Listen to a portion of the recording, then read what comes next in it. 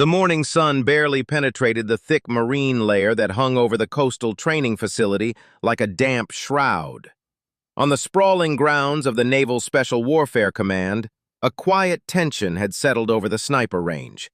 For 3 weeks, a hand-picked group of elite SEAL snipers had been failing. Not just missing their marks, but failing spectacularly, consistently, and inexplicably. These were not novice shooters. They were the tip of the spear, men who had been hand-selected for a high-priority, sensitive operation that required surgical precision at extreme distances. Yet, day after day, their shots went wide, their confidence waned, and the mission timeline loomed like a guillotine blade. The instructors, some of the most experienced shooters in the community, were baffled. They had checked the weapons, the ammunition lots, the optics. They had run ballistic calculations until their eyes blurred. The wind calls were correct. The range estimations were perfect on paper. But the results on the target were consistently frustrating. The problem, they began to whisper, had to be something else, something beyond the usual variables of marksmanship. It was a problem of perception, of a fundamental disconnect between the sniper and his environment. And the solution, it turned out, would not come from a manual or a new piece of technology. It would come from a ghost, a legend from a bygone era of warfare, a man whose name was spoken with a reverence usually reserved for fallen heroes. That man was Master Chief Thomas "Mac" Mackenzie, though no one at the training facility had expected to see him.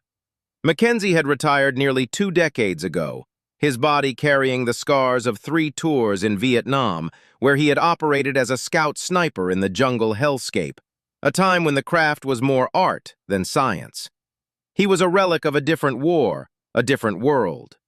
When the captain of the training command, in a moment of desperate inspiration, had called him, Mackenzie had initially laughed. "What could an old dinosaur like me teach those young bucks with their laser rangefinders and ballistic computers?" he had asked. But the captain was insistent. "They're missing, Mac. They're doing everything right by the book, and they're missing. I think the book might be the problem." So Mackenzie arrived, unannounced, on a foggy Tuesday morning.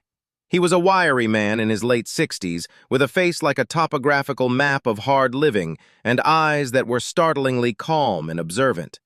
He wore no uniform, just a simple khaki jacket and a worn baseball cap. He stood silently behind the line of prone shooters for an hour, watching them cycle through their firing drills. He watched their meticulous preparations, their deep, controlled breaths, their gentle squeezes of the trigger. And he watched each shot land wide or short or clip the very edge of the target. The students, aware of the scrutiny from this strange civilian, grew more tense, more deliberate, and their shots only got worse. Finally, Mackenzie turned to the lead instructor and shook his head. "Call them in," he said, his voice soft but carrying an unmistakable command presence. The 6 snipers, all active-duty SEALs with combat deployments under their belts, gathered around, a mixture of frustration and skepticism on their faces. They had heard rumors of who this man might be, but they didn't care about legends. They cared about solving the problem in front of them. Mackenzie didn't introduce himself. He just looked at them, his gaze lingering on each face. "You're all trying to trick the rifle," he began. "You're treating it like a machine, and you're forgetting that you're the machine. You're focused so hard on the target, on the numbers, that you've lost the connection to the ground you're lying on." He pointed to the range, which was situated on a gentle, almost imperceptible slope. "You're fighting the planet, boys, and the planet always wins." He walked over to one of the sniper rifles, an M24 bolt action, and picked it up. He didn't look through the scope or check the action. Instead, he knelt down and placed the stock on the ground, letting it rest naturally. "This piece of dirt right here," he said, tapping the earth, "is your gun mount. It's your shooting bench. It's your partner. But you don't know it. You've been taught to get comfortable, to make the gun level to your perception of the world. But the world isn't level. It's round, it's spinning, and it's tilting your entire reference frame." Mackenzie then revealed the simple, almost absurdly basic trick that would change everything. He pulled a small, round carpenter's level from his jacket pocket. the kind anyone could buy at a hardware store for a few dollars. In Vietnam, we didn't have fancy digital levels built into our scopes, he said. We had these. We taped them to our stocks. And we learned that a rifle perfectly level to a bubble isn't always perfectly level to the target. Because if you're on a slope, your entire body is canted.